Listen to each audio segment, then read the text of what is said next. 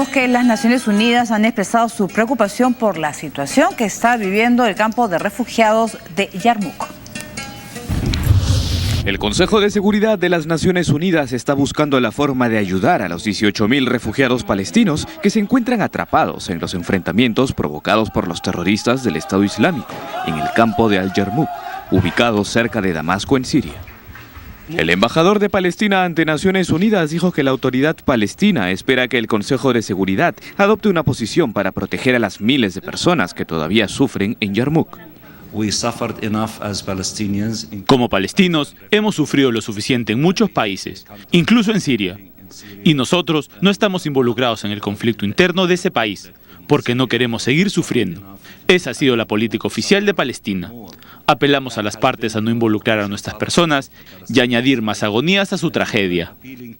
El director del Organismo de Obras Públicas y Socorro de Naciones Unidas para los Refugiados de Palestina en el cercano Oriente señaló que en la actualidad es demasiado peligroso acceder a Yarmouk. Ha pedido además a los estados con influencia sobre las partes beligerantes presionar para la protección de los civiles. La comunidad internacional tendrá que usar su influencia en cualquiera de los agentes sobre el terreno. Creo que aquí pueden estar los líderes políticos, religiosos, incluso otras personalidades. El respeto de la vida es un elemento que no es solo derecho internacional. Es algo fundamental del principio humano, que se encuentra en todas las religiones. Los civiles en particular, mujeres y niños, deben ser respetados. En Irak, un equipo forense empezó con las excavaciones de 12 fosas comunes en las que se sospecha estarían los restos de 1.700 soldados que fueron masacrados el verano pasado por los terroristas del Estado Islámico. Un ejemplo de los crímenes cometidos contra las tropas en Irak se pudo ver en junio del año pasado. Como se recuerda, los terroristas difundieron una propaganda que mostraba el asesinato de decenas de soldados frente a una zanja, mientras que otros recibían disparos en la cabeza y eran lanzados al río Tigris. Vamos a hablar primero de Yarmouk y la desesperación pues de las organizaciones, por ejemplo, humanitarias que no pueden ingresar al campo de refugiados porque está bajo control del Estado Islámico, y la desesperación porque no tienen acceso, no pueden hacer ingresar ni alimentos ni medicinas. Estamos hablando, Farid, que la gente se está muriendo de hambre. Literalmente, ¿no? Lo que hay que tener en cuenta es, ayer contextualizábamos esto y para seguir contextualizando añadiría lo siguiente. Yarmouk tenía normalmente una población de 160.000 habitantes. En este momento solo quedan 18.000. La pregunta obvia es, ¿quiénes son los que se quedan en una situación así? Los débiles. La gente más vulnerable, claro. Los que no tienen a dónde ir o los que materialmente no pueden movilizarse, no pueden ir a ninguna parte. Y esos son los que han quedado atrapados en el fuego cruzado.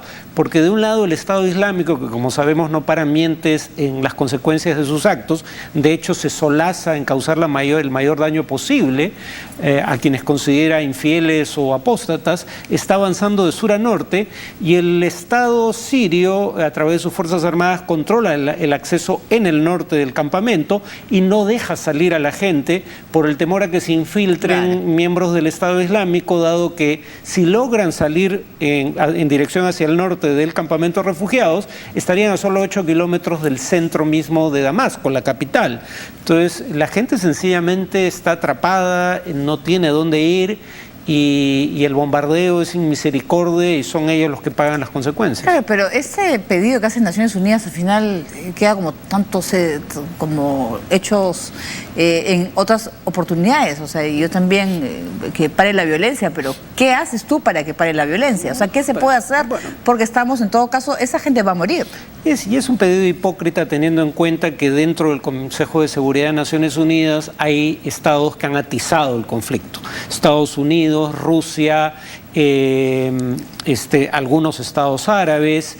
Entonces hubieran ayudado si en un principio, en lugar de presionar, digamos, a la otra parte por vía militar, hubieran presionado a sus propios aliados para que busquen una negociación.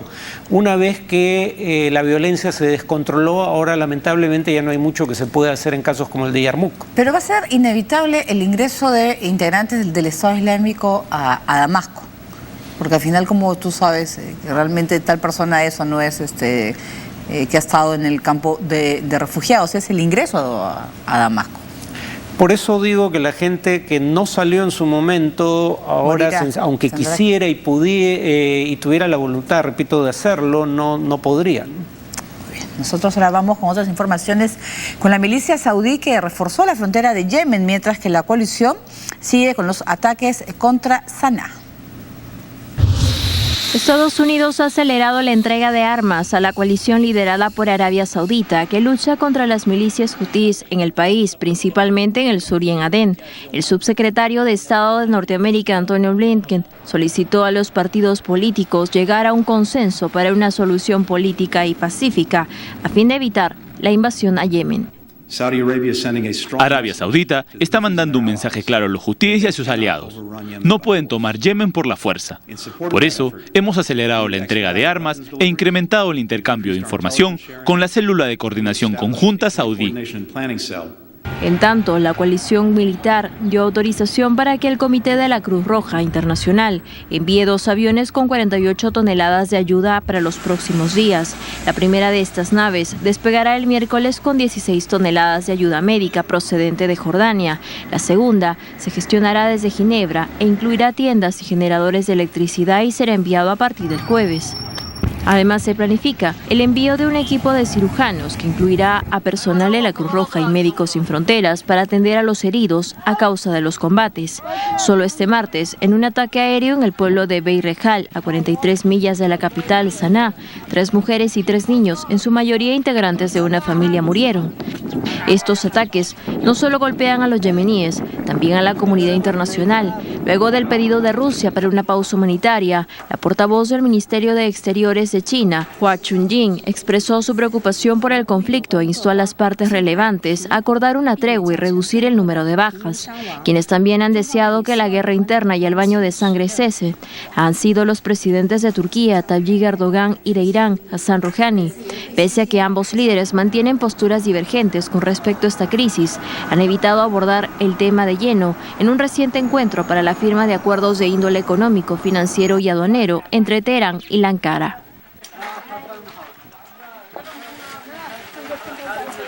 Muy bien, y ya hemos hablado ya en diversas oportunidades de lo que está sucediendo en Yemen y bueno, que al parecer por ahora no hay ninguna solución. Bueno, ojalá lo que dice el subsecretario de Estado de los Estados Unidos sea lo que pretende Arabia Saudita. O sea, en otras palabras, los hutíes pensaban que podían hacerse con el control del íntegro del territorio por la vía de las armas. Y estos ataques tendrían como propósito hacerles ver de que eso no es posible. Yo creo que no era posible incluso en ausencia de ataques.